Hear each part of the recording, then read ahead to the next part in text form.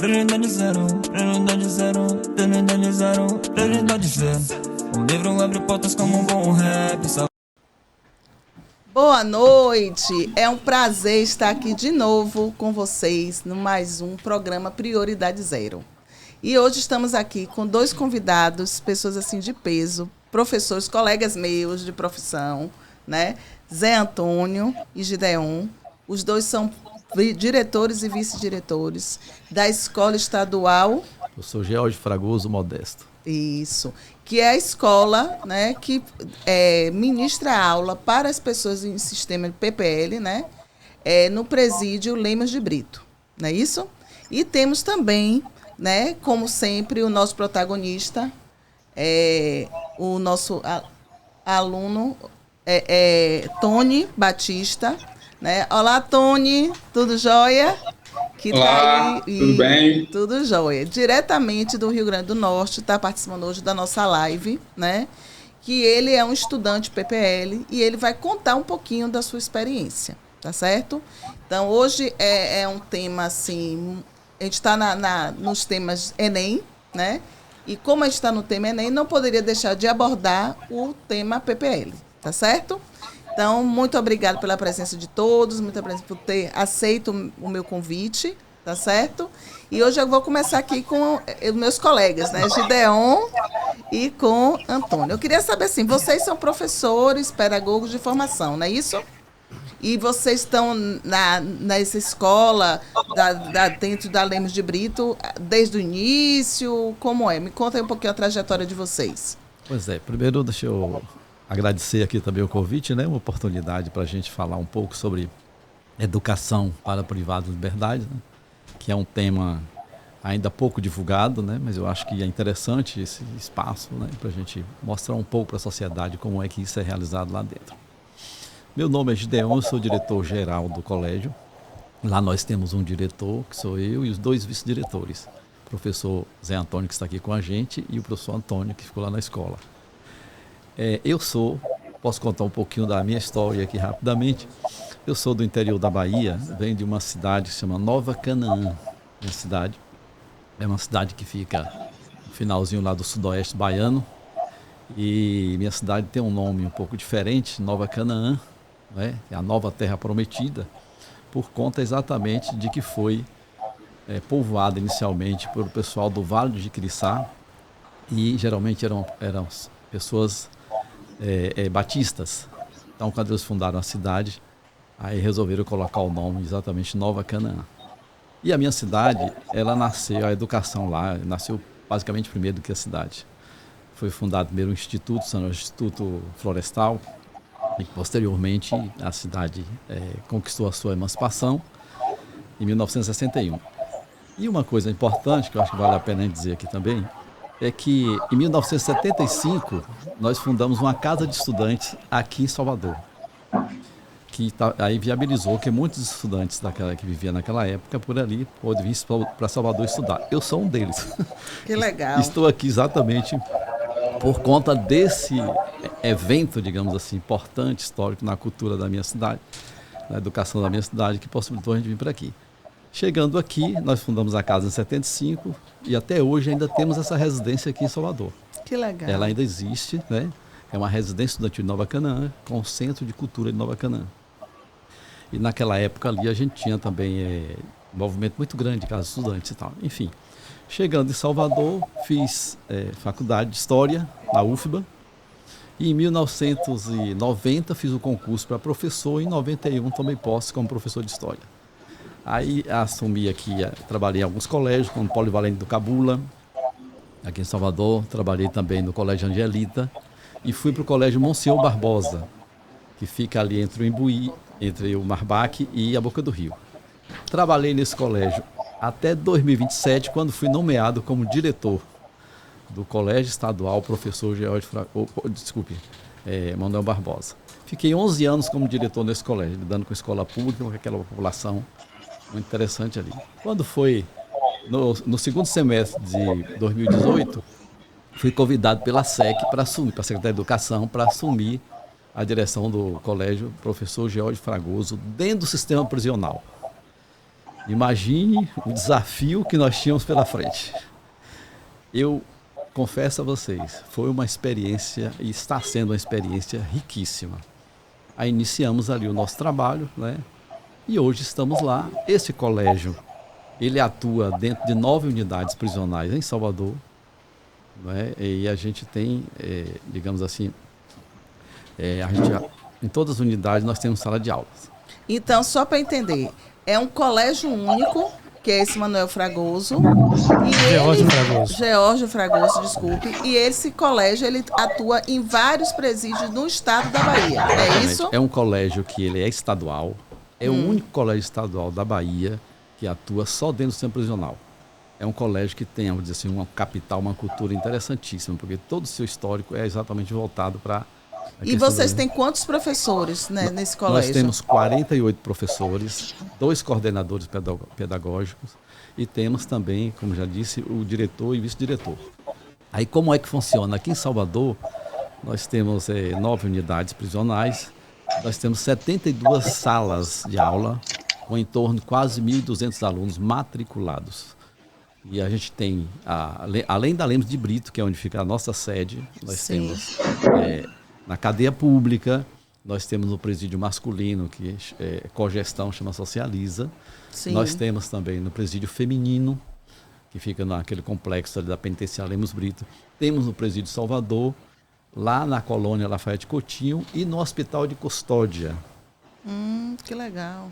E temos também no albergado. O albergado é aquele pessoal que já está na área aberta e trabalha durante o dia e retorna à noite para dormir. Olha que interessante. Como as pessoas não têm acesso a esse tipo de informação, né, Gideon? Exatamente. É isso que eu acho que a sociedade não conhece ainda. Não conhece. Essa importância da educação interna. A gente tem tido uma experiência muito rica, né?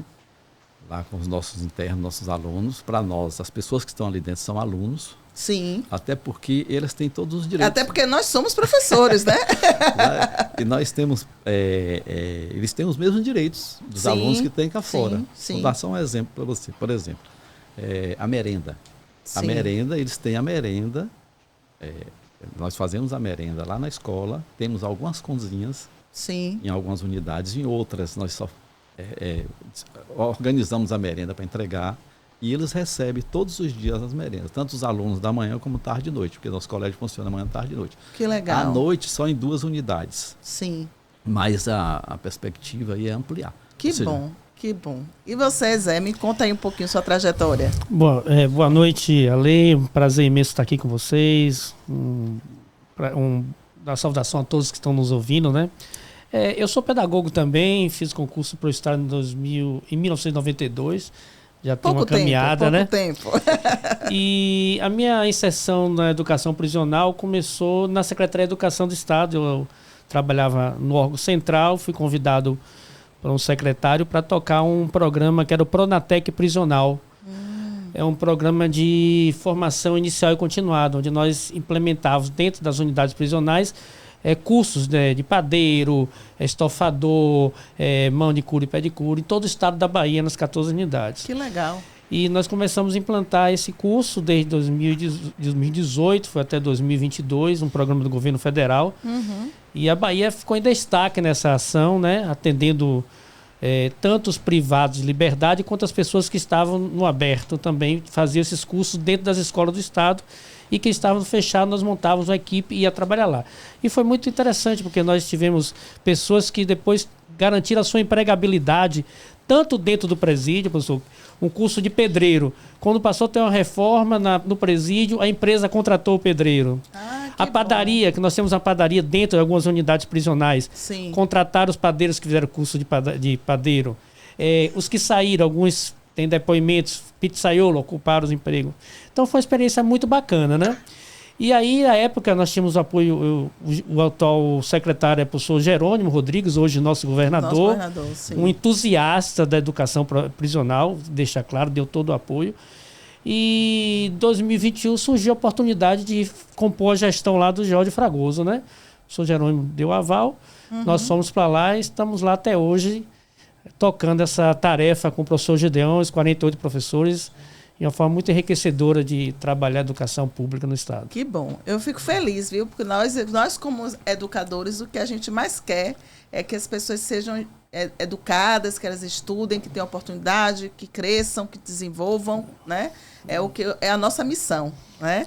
E eu queria saber o seguinte: quando você chega um professor, né, concursado, todos são concursados lá da SEC, não é isso? E aí eles vão dar aula, né, lá para o pessoal. Existe algum medo, alguma reticência, alguma resistência? Porque até então muitos estão habituados às salas de aulas tradicionais, né? E não para uma aula em um presídio, em uma unidade carcerária, né? Me conte aí, existe alguma dificuldadezinha? Olha, por incrível que pareça, vou lhe dar um dado aqui, Ali. É um colégio que praticamente boa parte dos professores aqui da Bahia, de Salvador especialmente, gostaria de estar trabalhando. É mesmo? É impressionante. Nós não temos problema de professor, que tem muitas escolas públicas que às vezes um professor se aposenta e aí fica lá esperando por um bom tempo. A nossa não. O professor se aposentou, já tem 3, 4 querendo entrar. Que legal. Claro que isso existe um incentivo interno, né? Sim, sim. Aí tem alguns incentivos, como a insalubridade, difícil acesso, a GUSP, porque a pessoa trabalhar no ambiente daquele, ele precisa ter algum apoio, né? Sim, não é fácil. Uma compensação. Claro, exatamente. Aí o que acontece? Quando os professores chegam lá, os novos professores, aí a gente faz toda uma orientação. Por exemplo, a primeira coisa que a gente diz para o professor, ele está indo trabalhar em um ambiente onde tem pessoas condenadas ali, ou seja, é preciso que a gente entenda que, embora sendo nossos alunos, mas tem uma série de particularidades, especificidade e de cuidado que a gente tem que cumprir. É uma cartela, né? Claro, por exemplo, cada unidade prisional tem um diretor, o diretor da SEAP. E nós da educação nos relacionamos muito bem, temos que nos relacionar com essa... O que é SEAP? É a Secretaria de Administração do Sistema Prisional da Bahia. Prisional. Certo. Então, lá na escola é o seguinte, tem a SEAP, que é quem administra todo o sistema no Brasil, na Bahia. Sim. E nós entramos como educação, é a Secretaria de Educação. Então é uma parceria entre a parceria. Existe um acordo, cooperação técnica, termo de cooperação, onde está dito nesse termo de cooperação quais são as atribuições. As atribuições de cada um. Então, por exemplo, a escola entra com o quê? Com os professores, com a merenda, com equipamentos. Por exemplo, cada sala de aula tem cadeiras de estudantes que são nossas, da Secretaria de Educação. Sim. Na nossa estrutura que temos na base da escola, tem todo equipamento também, que são recursos que vai... A parte técnica educacional é com a Secretaria de Educação. Aí os professores, quando eles chegam lá, a gente orienta eles e a gente faz uma carta de apresentação.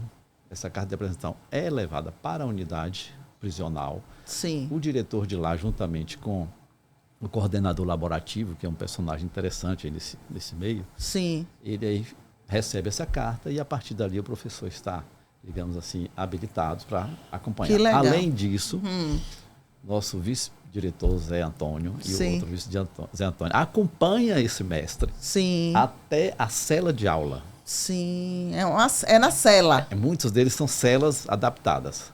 Aí entendi. Lá dentro, o professor Zé Antônio é muito habilidoso nesse aspecto. Aí, porque para chegar até a cela de aula, você passa pelos agentes, os policiais penais que estão ali.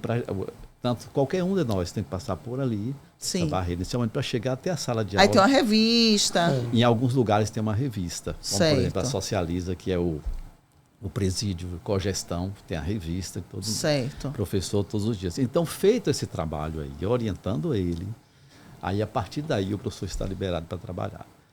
Por exemplo, nós temos alguns lugares, a grande maioria, que não entra um professor só. São 2 professores. Porque não é aconselhável que um professor fique na sala de aula sozinho no ambiente onde tem 300 homens. Ali, né? Então, o que é feito? Aí 2 professores vão.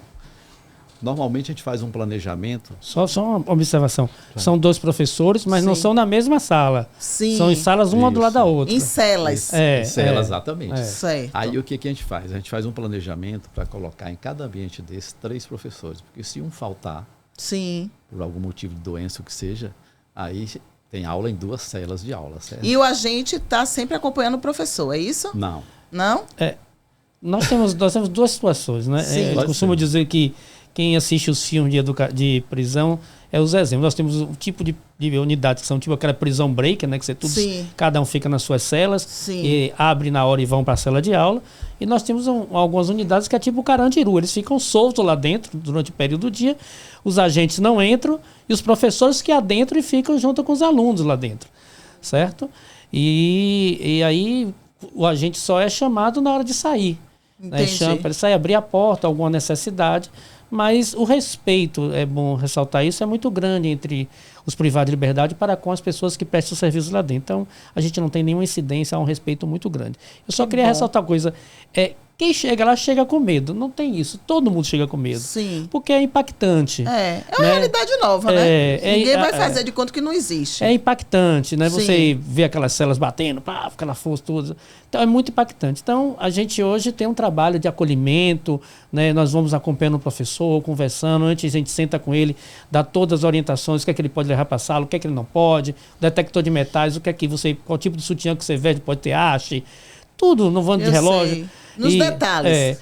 Para que eles vão se ambientalizando. E na primeira tem aquele impacto, eles ficam assustados. No segundo dia, a gente acompanha até a sala de aula. Todas as vezes que eles vão para a primeira sala de aula, em qualquer unidade, que às vezes um professor chega, ele vai dar aula nas 5 unidades prisionais. Sim. E cada um é diferente. Então, nós acompanhamos em todas. Vamos conversando, eles vão se assustando, mas depois, com o segundo dia, eles já vão se familiarizando. E é o que o Gideon disse, quando chega na sala de aula, o acolhimento é muito, muito, muito, muito bom pelo parte dos alunos e das alunas também. E isso acaba você distensionando e começando a perceber, eu estou na sala de aula. Eu sei. Aí no segundo, terceiro dia eles vão se acomodando e acabou, passou. É uma coisa rápida. Que maravilha, é que nem a tirolesa, né? Saiu, depois que você vai... E lá é o quê? É EJA? É o cursinho pré-vestibular para o Enem? É o quê? Educação de jovens e adultos. É o EJA. O EJA. Acontece nas 3 modalidades. Que bom. Agora eu vou falar um pouquinho aqui com o Tony. Oi, Tony. Tá me ouvindo aí direitinho? Oi. Pronto. E aí, me conte aí um pouquinho sua história, né? Você ficou privado de liberdade por quanto tempo? Em primeiro lugar, boa noite a todos. Boa noite. Fico muito satisfeito de estar participando dessa mesa com vocês, professores, que são exemplos para mim, né? Tá me ouvindo bem? Estamos sim, tá ótimo. Eu fiquei privado de liberdade por 6 anos.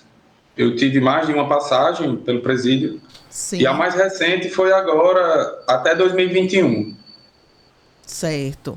E você, quando foi preso, você já tinha concluído o ensino médio?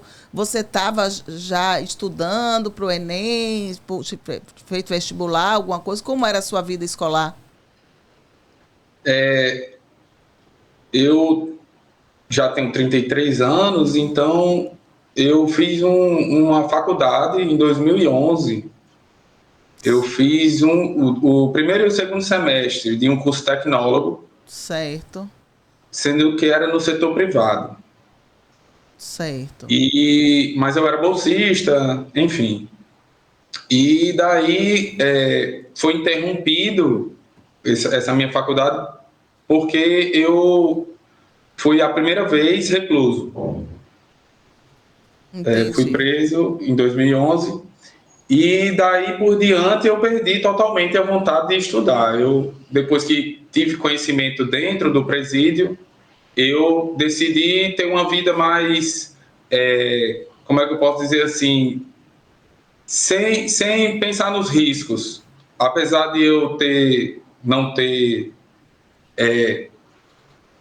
apesar de eu ter sido só usuário, depois da minha primeira reclusão, eu perdi um pouco da minha cabeça e foram longos anos envolvido com o consumo de drogas, enfim.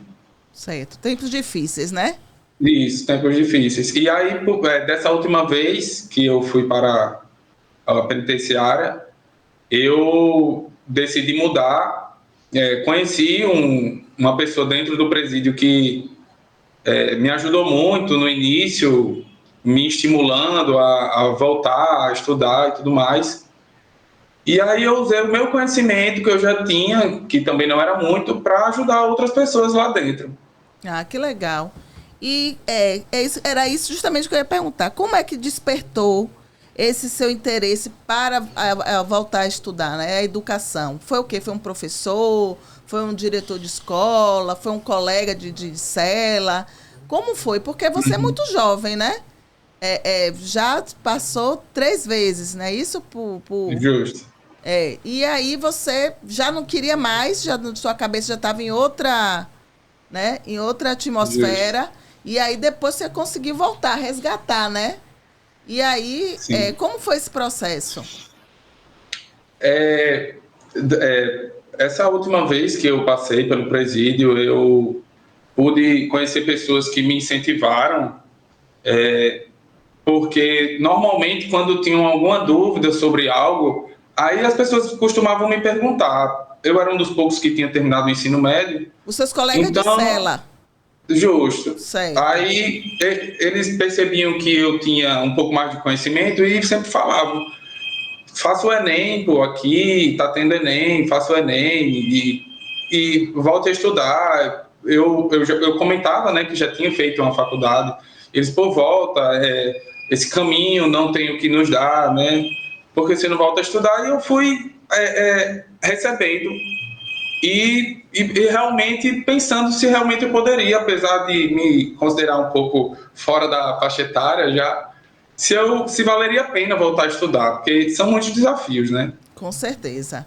E aí, Gideon e Zé, tem muitas pessoas assim com esse perfil de Tônio lá no presídio? Sim. Deixa eu explicar uma coisinha que eu acho que é importante sobre a modalidade de ensino lá dentro. Sim, né? sim. Porque nós aplicamos lá a EJA. A EJA ela tem 3 tempos formativos com suas etapas. Por exemplo, nós temos desde a alfabetização até concluir o ensino médio. Então, por exemplo, o tempo formativo 1, com 3 etapas, aí vem etapa 1, etapa 2, etapa 3. Aí depois passa para o tempo formativo 2, já com a etapa 2, que é ensino fundamental, até chegar ao ensino médio. Aí a gente vê, a partir desses círculos, o quanto vai aparecendo de alunos interessantes com saberes e habilidades, né? Assim, muito, muito boas, né? Onde a escola ela tem esse papel, assim, digamos assim, de acolher esses alunos, né? No sentido de não só alfabetizar, não só levar o aprendizado, mas também trabalhar com os projetos que nós temos da escola, no sentido de despertar, por exemplo, projeto artístico, né? Temos no final despertar a cidadania, né? Cidadania. Nós temos no final do ano um sarau que é maravilhoso, realizado por esses alunos mesmo. Que né? bom. Eles é um pessoal da noite, inclusive que já está no semiaberto, que trabalha durante o dia. Eles fazem um trabalho belíssimo, assim, no final do ano. E ali a gente começa a perceber quantas pessoas assim com potenciais ali dentro daquele sistema, né?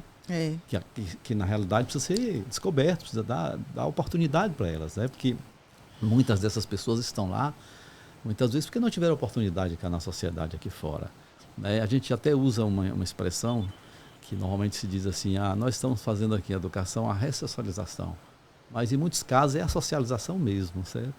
Por conta exatamente dessa questão, porque hoje eu tenho um dado aqui que a nível nacional 8% dos internos são analfabetos, né? Sim. E mais um outro dado em torno de 80% é semi-analfabeto, não concluiu o ensino médio, certo? E 1% chegou à universidade, que talvez não tenha concluído. Essa é a realidade nacional. E essa realidade se aplica por aqui também, entendeu? Sim. Então, veja bem, a educação lá dentro, ela tem esse papel importante de lei, né? Que é a lei que determina. E a escola exerce essa função para ir descobrindo esses talentos também que a gente tem. Então, quando a gente vê assim, o aluno, ele vai se inscrever no Enem, isso também é algo motivador para a gente, né? Que com certeza. Significa que ele está buscando alternativas de vida. Com certeza. Com certeza. E aí, Zé? Eu trouxe até um dado interessante, né, sobre a questão das inscrições do Enem. O Enem começou para o PPL em 2010, né? Isso. A gente teve 14.478 inscritos, isso nacionalmente, né? Sim. Depois, em 2021, 54 mil. E no ano passado nós temos 71.614 pessoas inscritas no Enem. Que maravilha, né? Crescente, né? Essas pessoas estão percebendo a importância dos estudos, né? Como uma janela de oportunidade. Sim. E vale ressaltar aqui que tendo uma escola dentro da educação na unidade prisional, isso estimula muito por vários aspectos. A produtividade literária, a leitura de livros, a convivência com outros alunos em um momento totalmente diferente daquele ambiente, às vezes, hostil, né? Até a alimentação da merenda escolar. Então, vários aspectos. E vou dizer mais, muita gente não tem conhecimento do que se acontece lá fora. A gente sempre pensa que é o pessoal da Polícia Penal. Rapaz, os agentes, os diretores das unidades penitenciárias, o pessoal da Secretaria de Administração Prisional, na pessoa do secretário José Antônio Maia, são entusiastas da educação. Hoje a escola funciona com apoio total da Secretaria de Educação, da nossa secretária Adélia, mas também com apoio irrestrito de todos os diretores. Nós temos o maior apoio. Então, assim, é incrível. A gente aqui fora acha que eles só querem punir. Ao contrário, a satisfação que a gente vê dos diretores das unidades prisionais chamar a gente para fazer. Nós tivemos agora um aulão com 80 e poucos alunos. Tivemos 6 professores de fora explicando as ações do Enem, tirando dúvidas, tanto para o INSEJA como para o Enem. E todas as unidades estão se programando para isso. Que bom. E, olha, isso é tão bom de ouvir. E tão lindo. Um trabalho coletivo. Trabalho coletivo. E é o papel da educação, né, Zé? E tem uma coisa muito interessante, que é a relação do aluno com o professor. Sim. É o agente público mais querido lá dentro do sistema prisional. O respeito, né? Aquele respeito, porque você sabe que ali é um ambiente de tensão também, Sim. né? Então, por exemplo, eu vou dar um exemplo, a penitenciária Lemos Brito, que é antiga, de 1950, então ela tem aquela estrutura antiga ainda. Os internos, eles ficam livres. Por exemplo, tem o térreo, o primeiro andar e o segundo. Né? Aí o professor sai, sobe a rampa para dar aula lá no segundo andar. Ele passa por meio daqueles homens todos ali. Aí se ocorrer, já aconteceu, se ocorrer alguma situação anormal, eles mesmos dizem, professor, está na hora da senhora ir embora. Aí é a senha. Aí, o outro já chega aí, aquele professor, bora fulano, vamos embora. Vai embora. Não, vamos, está na hora da gente ir. E vai mesmo, e eles dão o suporte até a saída do portão principal. Que bom. Então, essas questões da educação, e isso que o Zé estava falando sobre o apoio, nós temos recebido da Secretaria de Educação. Hoje tem um setor dentro da educação que trabalha com essa parte da educação privada de liberdade. E na Bahia inteira. Só que os outros colégios, eles têm anexo lá no município, né? Como a gente estava falando no início, nosso colégio é um exclusivo dentro do sistema prisional. Mas a Bahia, todas as unidades prisionais da Bahia têm salas de aula. Que legal. É uma coisa bastante positiva, né? Com certeza, com certeza. É o que eu sempre digo, gente, não é porque a pessoa cometeu um crime, né? Quem nunca cometeu um erro, atire a primeira pedra, né? Todos nós somos passíveis de cometer deslizes, né? Então a pessoa tem que cumprir a sua pena, sim, tem que cumprir. Mas ela não vai ficar presa a vida inteira no presídio. No Brasil não tem prisão perpétua, não tem pena de morte. Um dia esse indivíduo ele tem que sair da prisão e voltar para a sociedade, o convívio em sociedade, para a realidade das ruas. E se ele não se sentir capacitado e pronto para ser inserido novamente no contexto social no qual ele antes pertencia, ele vai fatalmente voltar para o crime. Não é isso, Zé? E, por exemplo, nós estávamos conversando anteriormente aqui, nós temos figuras pessoas dentro do sistema prisional, agentes, né, que tem uma história lá dentro muito bonita e tal. E tem um meu Reginaldo, né, que ele diz uma coisa interessante. Olha, Zé, aqui tem muita gente que tem como melhorar, sim. E bote na sua cabeça, aqui todos cometeram crimes, mas nem todos são criminosos. Ou seja, falta ali você dar orientação, muita gente vai ter a primeira oportunidade para a escola ali. Então, são várias situações que levaram as pessoas ali. E ali há possibilidade, sim, de reintegração social, sem sombra de dúvida. A política pública tem que ser mais efetiva, o entendimento educacional, qual o seu papel, dos agentes, esse trabalho interligado que nós estamos fazendo. E os frutos vão aparecendo aos pouquinhos, e um incentivando o outro, como nós temos aí nosso nosso companheiro aí lá no Rio Grande do Norte, sendo incentivador e incentivado por muitos colegas. Né? Com certeza. Tony, me diga aí agora, como foi que você se deu conta que o Enem poderia ser uma mudança na sua vida, de você voltar para a faculdade? Como foi você ir para a faculdade de tornozeleira eletrônica? Conta aí um pouquinho dessa história.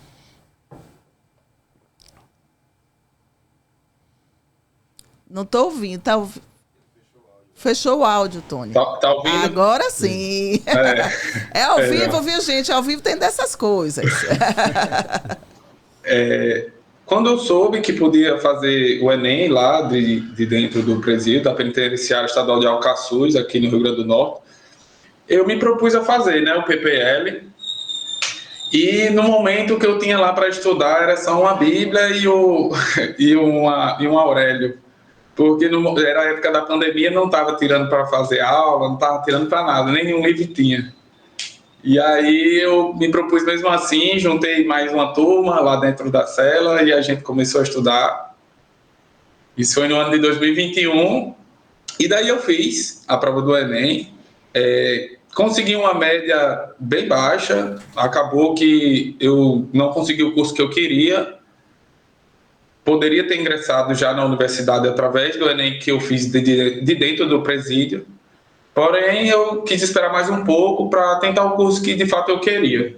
Sim. Nesse meio tempo, eu prestei uma prova para fazer um curso técnico no Instituto Federal, daqui do Rio Grande do Norte, para o curso técnico de segurança do trabalho. Inclusive, estou até aqui com a camisa, ó. Ah, que segurança legal. do trabalho. Que massa. E eu comecei pelo curso técnico. Comecei pelo curso técnico e, paralelo a ele, eu fiz mais uma vez o Enem, onde eu consegui uma pontuação que também não foi muito alta, mas foi o suficiente para me começar no curso de Ciências e Tecnologia na Universidade Federal aqui do Rio Grande do Norte. Maravilha. Fiz os dois cursos em paralelo, fiz o meu primeiro semestre na universidade, no curso de Ciências e Tecnologia, e agora, recentemente, consegui migrar da Universidade Federal do Rio Grande do Norte para o Instituto Federal também, do curso de Ciência e Tecnologia para o curso de Engenharia de Energia. Oh, que maravilha. Você é meio cabeção, né? Você gosta dos números, né? Para falar a verdade, eu lembrei do que eu gostava. Eu acho que eu sempre gostei de estudar e tinha me desvirtuado. Que bom. Olha que frase linda. Repita aí. É isso, eu sempre gostei de estudar e tinha me desvirtuado. Agora reencontrei o caminho. E o melhor é que o Instituto Federal ele oferece muitas bolsas, então você pode ter um auxílio transporte, você pode ter um auxílio alimentação. A própria instituição ela oferece 4 refeições, entre elas almoço e janta. Hoje eu estou estagiando, então eu tenho uma bolsa de estágio que também pode custear as minhas prioridades do curso. Enfim, dá para começar sem precisar nem olhar para trás. Tem um suporte, né? Porque Justo. Às vezes, quando a pessoa sai assim do presídio, diz, meu Deus, e agora? Eu vou trabalhar onde? Em quê? Né? Porque às vezes as pessoas têm preconceito, né? Diz assim, eu não vou dar uma oportunidade de emprego para essa pessoa porque ele é ex-presidiário. Mesmo que a pena tenha sido pequena, a pessoa tem medo, né? Você Justo. enfrentou isso? Como eram? Suas aulas eram presenciais ou eram EAD? As minhas aulas sempre foram presenciais. No início, nas minhas primeiras aulas, eu ainda estava usando tornozeleira eletrônica e para mim era muito intimidador estar ali, podendo a tornozeleira vibrar e outra pessoa escutar. Eu me sentia um pouco envergonhado. Só que com o passar dos dias, eu fui conhecendo minha turma, me familiarizando com os professores e eu pude me abrir com a turma e a galera me acolheu. E hoje eu não tenho nenhum tipo não tive mais nenhum tipo de vergonha enquanto eu estava com ela. Hoje eu não estou mais, mas me sentia super confortável com os alunos e com os professores. Todo mundo me abraçou tipo de coração, sem nem olhar para isso, como se nem existisse. Que bom, viu? Olha, é emocionante ouvir uma história dessa, né? Porque imagina o Zé e Gideon que estão lá nessa realidade do dia a dia. Ouvir esse depoimento de Tony só reforça, né? Claro, gratificante, né? Com certeza. Gratificante, né? E acho assim que você está no caminho certo mesmo, ainda bem que você descobriu, como muitos outros descobrem também, né? Bastante, parabéns, viu? Obrigado. É isso aí. Foi o que eu disse a Tony. Eu digo, Tony, você é uma inspiração para pessoas que estão nessa situação, né? E dizer assim, poxa, se Tony saiu e deu a volta por cima, eu também posso. Eu também. Ah, eu parei de estudar tem muitos anos, né, atrás. Você vê que ele começou com a Bíblia e um dicionário, Aurélio, né? E aí foi indo, quer dizer, é muita força de vontade, é muito querer, né? E como eu disse, a chave da mudança, cada um tem a sua, né? E só você pode abrir a portinha lá que vai te permitir dar uma guinada, né? Um 360 aí, como o Tony deu. Não é isso? É isso. Justo. É isso aí. Isso mesmo. E aí, Gideon, me fale aí. Esse preconceito, como eu trouxe, né? Eu sou uma pessoa apaixonada por educação. Tá no meu DNA. Então, eu não tenho esses tipos de preconceito, porque eu olho além da pessoa, eu olho o ser humano, né, o indivíduo. Mas eu sei que muitas pessoas na sociedade têm esse receio. Eu não vou nem dizer que é preconceito, eu acho que é um medo mesmo, porque a sociedade também anda tão violenta que às vezes a gente fica, né, em cima do muro. Quer dar oportunidade, mas também tem o medo, né? Como é que vocês trabalham isso lá? Porque, como eu disse, ninguém fica lá a vida toda. Uma hora sai. Quando esses internos estão próximos a saírem, que concluíram curso, como o Zé trouxe, né? Fizeram curso de padeiro, de pedreiro. Como é? Existe um bate-papo com eles, uma preparação? Conta aí um pouquinho. Eu vou te dar só aqui A nossa escola, ela foi fundada em 1991, como uma escola de alfabetização. Se chamava Antiga Escola da Penitenciária Lemos Brito. Sim. Só que assim, quando o aluno concluía, saía de lá, ele levava o histórico com essa marca, ou seja, Penitenciária Lemos Brito. Um dos motivos de mudar o nome para professor George Fragoso Modesto foi exatamente por essa questão. Ou seja, para não ter esse estigma. Estigma, exatamente. Esse foi uma boa sacada. Uma sacada boa, viu? Uma boa sacada da ex-diretora, nossa colega, a professora Graça. Ela realmente conseguiu e colocou o nome, digamos, de uma pessoa que também teve um papel importante na Bahia, na área jurídica, né? Ele foi professor da UFBA, nasceu no Rio Grande do Norte, com um ano veio morar na Bahia. E, enfim, o professor George Fragoso tem uma história, foi juiz em várias cidades do interior da Bahia. Ele tem todo um histórico, então, por conta disso, não foi tão difícil mudar o nome. Certo. Né? Porque hoje em dia... Tem legitimidade, né? Legitimidade, exatamente. Então, essa é uma das razões. Além disso, a própria CEAP, juntamente com a Secretaria de Educação, criou um escritório chamado de egressos. Escritório social. Escritório social, que é exatamente para dar uma ajuda, dar uma força, dar uma orientação às pessoas que estão saindo de lá. Porque as pessoas saem com medo, né? Com medo. Depois de, imagina, você ficar 4, 5 anos preso. Exatamente. E depois você ir para a rua, você fica com medo, não fica não? Nós temos uma situação lá, nós temos um ex-aluno nosso, que ele circula muito próximo à escola, que ele já concluiu o ensino médio. Ele está preso há mais de 20 anos lá, né? Em torno de pouco menos de 20 anos, dizendo assim. E ele chegou para mim e falou: professor, pelo amor de Deus, me matricule na escola, porque eu já concluí o ensino médio, mas eu não posso ficar sem estudar. A minha cabeça tem que estar, mas a gente não tem como matricular, porque ele já concluiu. E não pode fazer um cursinho pré-vestibular, para fazer um Enem? Não existe lá dentro. Dentro do Centro Prisional, para a gente não existe essa alternativa. Em relação ao Enem, o que nós fazemos na escola? Porque, sim, como o Zé estava dizendo, as unidades prisionais, cada uma que tem suas particularidades e especificidade, organizam o aulão com a nossa parceria. Sim. E nós, da escola, a gente faz o seguinte: no nosso planejamento, a gente já começa a exercer, na prática, aulas voltadas para o Enem, para aqueles alunos que estão inscritos, entendeu? Sim. Porque nós não podemos, assim, digamos assim, montar um cursinho só para os alunos do Enem. Porque, às vezes, tem pessoas que estão inscritas no Enem que não estão matriculadas, tá entendendo? Entendi. Porque lá o ensino não é... As pessoas, elas se inscrevem, elas se matriculam espontaneamente, se elas querem ou não.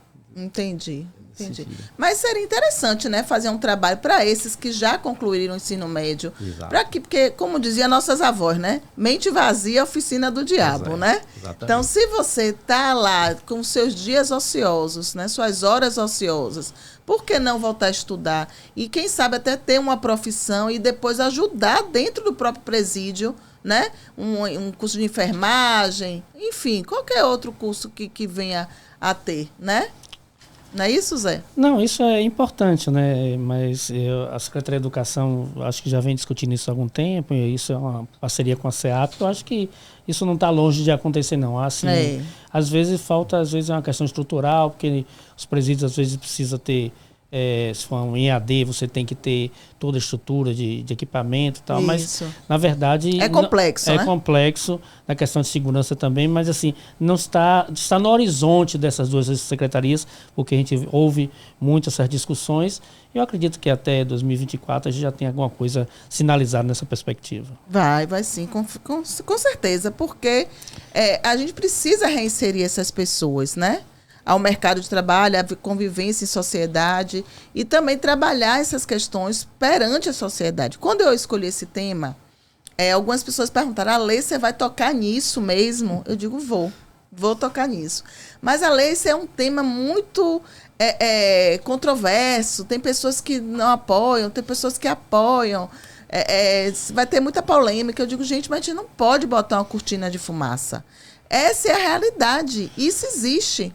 E as pessoas têm direito a uma segunda chance. Não é porque a pessoa cometeu um delito que ela vai estar fadada a não ter mais vida após cumprir a pena. Então, ela cumpriu a pena, ela tem direito de voltar. Não é isso?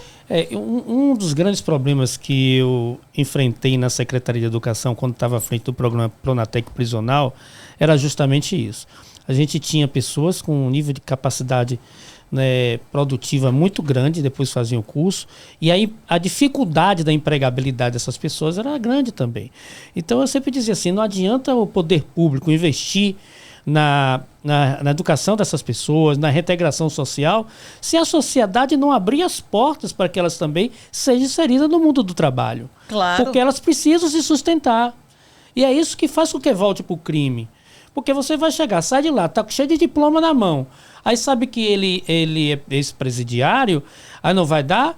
Na hora que faltar o gás, na hora que faltar a comida, ele tem que correr atrás de alguma coisa. Eu não estou justificando que isso é o certo. Sim, mas é a necessidade. Então, isso é uma coisa que precisa ser revista pela sociedade. Quando a gente investe na educação prisional e que a sociedade, na sua grande maioria, não concorda, nós estamos prevenindo e nós estamos dando possibilidade para que essas pessoas deixem de voltar para o crime.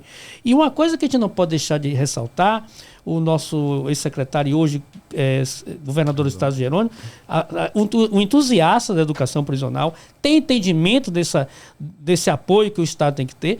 E vou lhe contar uma coisa, ele foi o primeiro governador, o primeiro candidato a botar no seu plano de governo participativo, PPGP, educação prisional como meta, né? Então, o governo do estado da Bahia hoje tem, no seu programa de governo, metas para a educação prisional. Entendeu? Porque a gente também não pode ficar entupindo, né, os presídios como se fossem depósitos de pessoas, né? Porque são pessoas, são seres humanos, né? Entupindo, sem que aquela pessoa tenha uma perspectiva, um horizonte pela frente. Não é isso? E a Bahia ainda nós temos uma política até muito positiva. A Bahia hoje é uma das menores populações carcerárias do Brasil. Nós temos hoje 12 mil e poucas pessoas presas, né, encarceradas. Né? Só para lhe dizer, São Paulo tem 200 mil pessoas entre condenados e não condenados. É muito grande. Então nós temos um número bem menor. Agora, é preciso entender que a população carcerária tem cor. Na sua grande maioria são pessoas, os pretos, os pobres da periferia. Sim. E geralmente nem são crimes voltados para crimes problema pequenos. social, né? É um problema social. Então, investimento em educação, em saúde, oportunidade. E, às vezes, por incrível que pareça, passam a ter acesso a essas condições de sociabilidade, como educação, como saúde, dentro da penitenciária. Nós temos na feminina mulheres que, pela primeira vez, foram ginecologista a partir da penitenciária. Imagina. Tem gente que só foi à escola pela primeira vez na penitenciária. Então, são situações que a sociedade sequer tem conhecimento que uma pessoa possa passar por uma situação dessa. Imagina. Entendeu? Diga, Gideon. Falando sobre o nosso governador, nós já tivemos a honra de recebê-lo 2 vezes na escola. Que bom. Esteve lá num evento bastante interessante, inclusive Zé Antônio contribuiu muito com esse evento e foi muito interessante. Ele conheceu legal. Um pouco aquela realidade da educação lá. Os políticos, de um modo geral, precisam conhecer, né, essas realidades e precisam ter ações que realmente façam com que diminua, né, o número de pessoas nessas condições, né? Ô, Tony, me diga aí uma coisa. Quando você passou no Enem, que saiu seu nome na lista, tudo, como foi aí sua família, sua mãe? Me conte aí. Foi uma felicidade muito grande para todos, né? Meus irmãos, para minha mãe, meu pai, todo mundo que, graças a Deus, eu tive o prazer de vir numa família muito abençoada que nunca deixou de acreditar em mim. E quando eles souberam que eu tinha voltado a estudar e passei no vestibular, foi uma alegria muito, muito grande na minha família. Que bom, hein? Imagino, né? Sua mãe deve ter ficado... Ave Maria, se fosse eu ia soltar foguete. Ela ficou muito feliz de verdade. É verdade, porque ninguém cria filho para o crime, né? Seja você de classe média, de classe baixa, né? Nenhuma mãe quer isso, né? E a gente precisa ter essa responsabilidade enquanto sociedade, né? Como o Zé Antônio falou. As pessoas não têm direito ao mínimo, né? A uma consulta, a uma orientação, e às vezes as pessoas terminam adentrando no crime por conta disso, né? Sim. Então a gente precisa melhorar, né? Diga, Tony. Justo. A minha mãe, ela sempre me deu toda a orientação que ela podia dar. Eu, infelizmente, também tive muitos problemas de convívio familiar enquanto criança, e pelo fato de conviver com violência doméstica dentro de casa, é bem intrigante para mim, porque o meu comportamento, ele sempre foi atribuído à forma com que eu enxerguei o mundo vendo essa violência. Então, quando eu comecei a me envolver com o uso de drogas, era para extravasar essa minha infância e essas cenas que eu tinha guardado. E eu não sabia que, através do conhecimento, da educação, a gente poderia realmente ganhar uma libertação intelectual, procurar, além do estudo e do conhecimento acadêmico, o conhecimento interior, procurar um conhecimento de maneira, uma inteligência emocional, autocuidado, coisas que também fazem você criar uma consciência e que possa te ajudar a se comportar melhor, porque essas pessoas, com certeza, nós que passamos pelo presídio e que tivemos momentos de escassez muito grande, a gente tem muitos traumas na nossa vida. Então, se a gente não procurar se entender e olhar para dentro de nós e procurar respostas que estão lá dentro, a gente também não vai conseguir canalizar nossas energias para o bem. Então, é um pacote. Para além do conhecimento acadêmico, é muito importante também o conhecimento de pessoa como pessoa. Sim. Uma inteligência emocional, um autoconhecimento. Isso mesmo, isso mesmo. E vocês fazem algum trabalho nesse sentido, Zé e Gideon? Lá, essa parte de, como ele falou, né? Ir além, né? Porque nós, enquanto professores, nós não somos apenas professores das disciplinas, nós somos educadores, né? Então, é a educação além do conteúdo, né? O trabalho que é desenvolvido lá, na realidade, nós ali ofertamos o ensino formal, né, da EJA. Sim. E tal.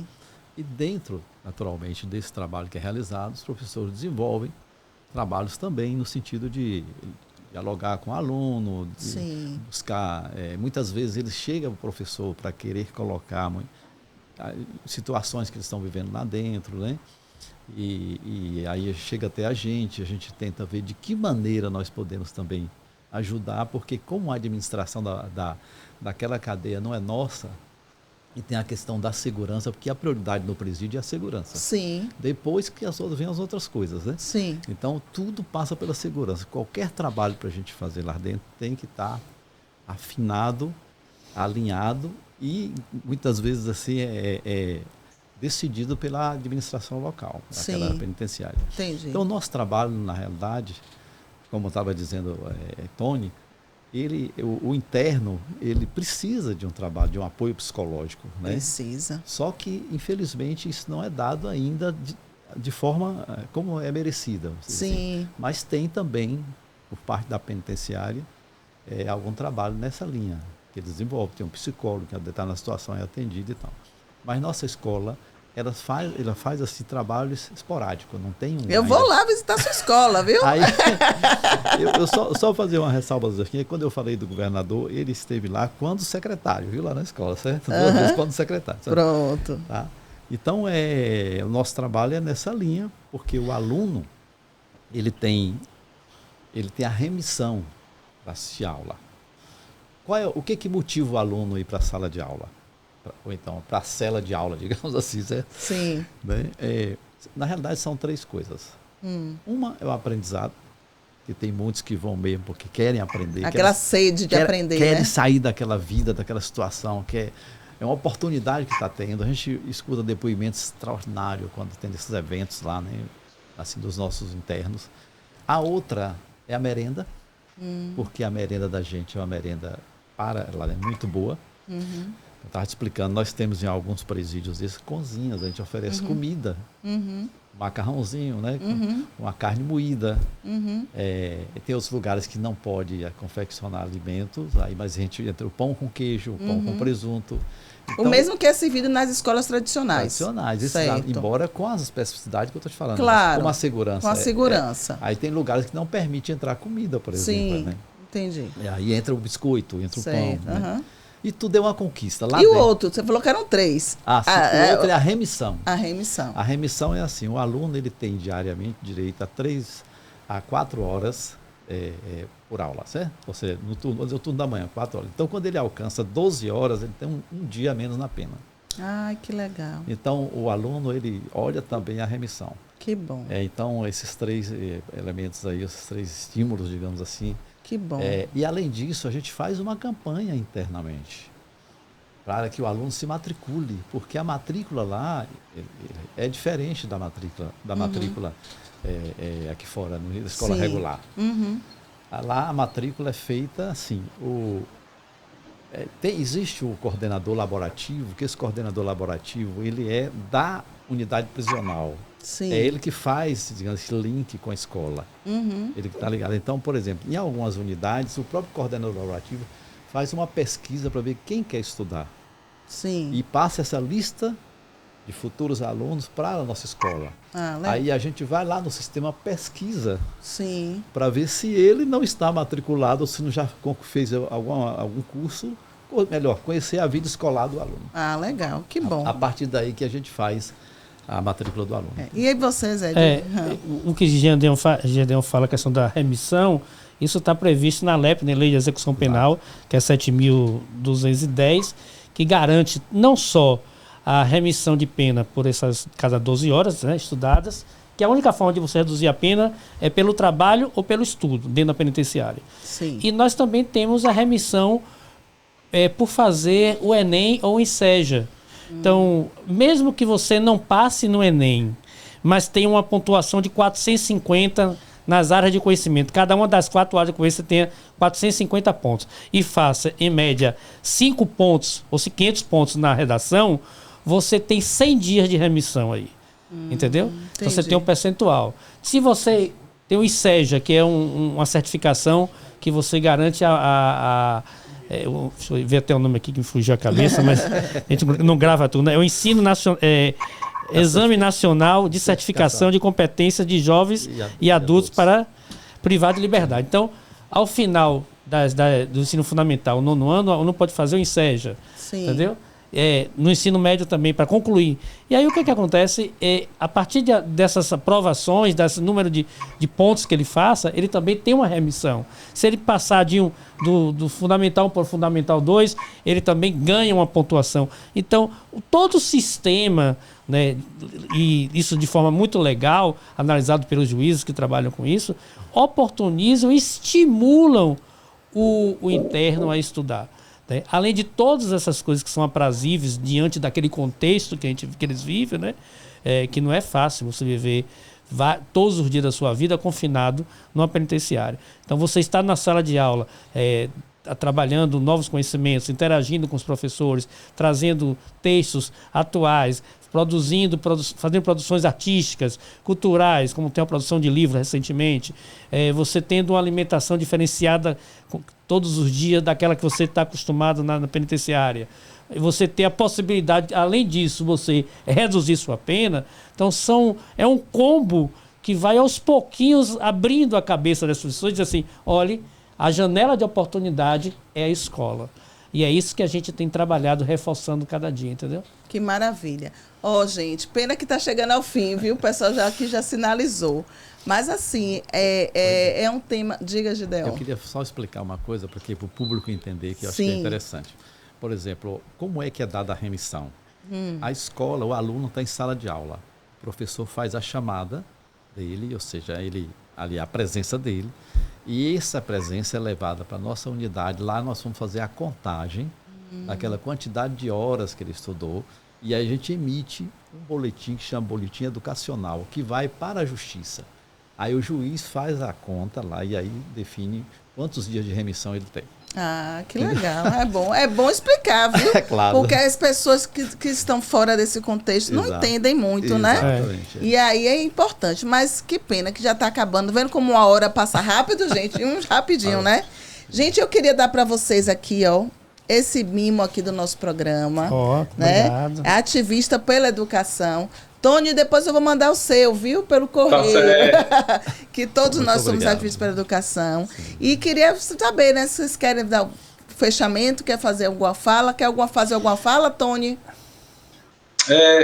Eu queria mandar um abração para um professor meu chamado Taylor, que eu tive 2 semestres de psicologia e ele me ajudou muito a poder prosseguir.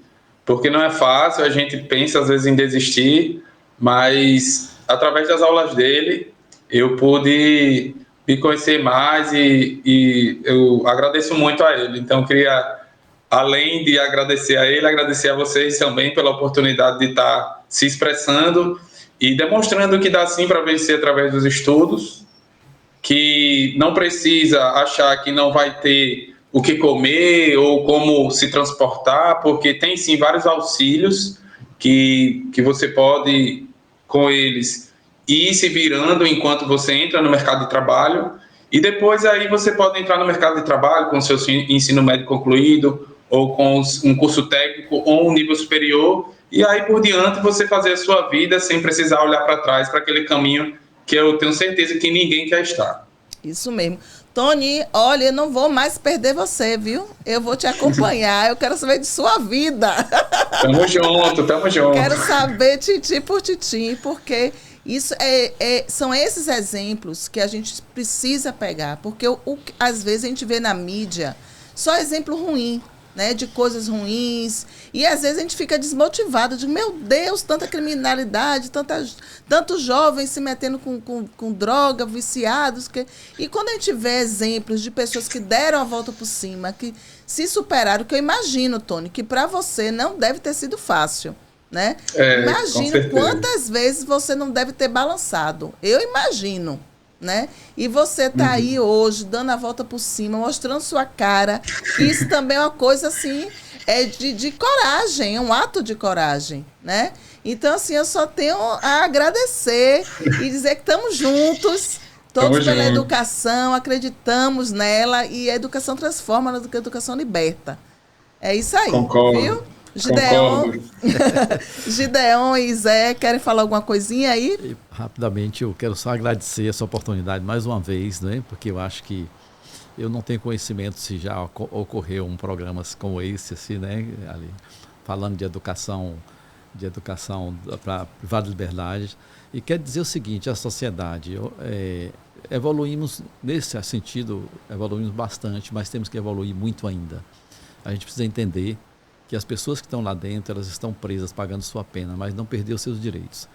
Né? Tem o direito de educação, tem que estudar, e a obrigação da sociedade é realmente garantir os direitos. E o que nós estamos fazendo lá, como nós professores, que estamos lá dentro do centro prisional, é exatamente garantindo os direitos dessas pessoas, para que amanhã, quem sabe, eles saiam dali e sejam integrados à sociedade, busquem uma alternativa de vida, como nós estamos vendo o exemplo de Tony lá em Natal, né, no Rio Grande do Norte. Então é isso que eu queria dizer. A luta permanece e estamos aí. Muito obrigado. Então. Isso aí. Eu faço as palavras de Deon, agradecer também a você, a leitores que nos ouvem, né, e reforçar esse sentido, né, que não adianta o poder público estar investindo na melhoria da educação pública voltada para os privados de liberdade, tentar fazer o processo de reintegração através de cursos, se a sociedade não der as mãos. Porque é preciso que a sociedade abra suas portas, que eu sei que existe o medo, existem as situações que deixam a gente constrangido em dar uma oportunidade para essas pessoas, mas se a sociedade não fizer isso, a gente não tem como reduzir esse índice de criminalidade, essa impossibilidade de ter uma sociedade mais harmoniosa, mais segura. E isso é um papel de todos, de cada um, da escola, da sociedade, do cidadão comum, do empresário, entendeu? E não só do poder público. O poder público tem seu papel, tem cada vez mais investir em políticas públicas para isso, mas é preciso também que a sociedade aqui entenda qual é o seu papel, e a gente quer que isso seja cada dia mais fortalecido. Então, de portas abertas lá no Colegial de Fragoso Modesto, dentro da penitenciária Lemos Brito, fica ali na Mata Escura. Quem quiser conhecer a escola, quiser fazer alguma pesquisa, as universidades estão nos procurando, nós estamos abertos, porque através de gente nova, através dessas discussões, tanto aqui como no espaço acadêmico, é que a gente vai desmistificando essa questão da insegurança, essa questão do mundo dos privados de liberdade, e mostrar que tem oportunidade para todos, porque a partir do momento que você cumpre a sua pena, você volta ao seio da sociedade e precisa ser reconhecido por todos. Isso aí, isso aí. Gente, muito obrigada aí pela participação de vocês. Estamos juntos, né? Por favor, divulguem aí o nosso canal Prioridade Zero, para que outras pessoas tenham acesso a esses conteúdos que a gente vem produzindo. Volto a dizer que é um canal exclusivo da área de educação, então a gente aborda o tema de forma transversal, né? Queria muito agradecer quem nos acompanha também aí pelo nosso Instagram. E é isso, tamo junto, até a próxima. Um beijo grande, tchau, tchau. Tchau, Tony, um abraço. Tchau, um abraço.